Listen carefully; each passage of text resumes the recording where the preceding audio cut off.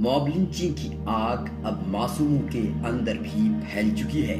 Mob lynching का एक ताजा वाकया दिल्ली में पेश आया है, जहां बेगमपुर मदरसे के एक 8 साला तालिब इल्म को हिंदू शिद्दत पसंद अनासिर ने पीट पीट करके मार दिया है। शहीद तालिब इल्म की शनाख्त मोहम्मद अजीम के तौर पर हुई है।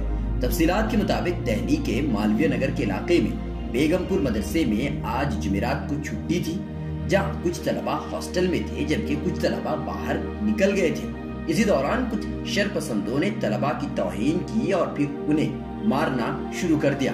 इसमें मोहम्मद अजीम को उठा करके एक बाइक पर फेंक दिया गया और वो शदीद जख्मी हो गया। फिर उसे अस्पताल में दाखिल किया गया, जहां उसने दम तोड़ दिया। डॉक्टर ने कहा कि उसकी मौत हो चुकी है।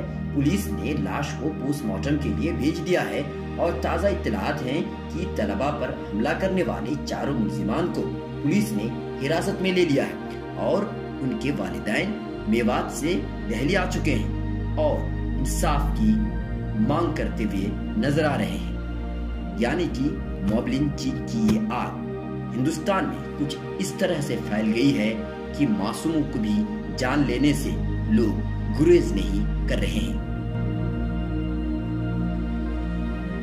मिल्लत टाइम्स की मज़ीद वीडियोस देखने के लिए यहाँ क्लिक करके सब्सक्राइब करें और बेल आइकन को ज़रूर दबाएं ताकि आपको हमारी हर वीडियो का नोटिफिकेशन मिल सके।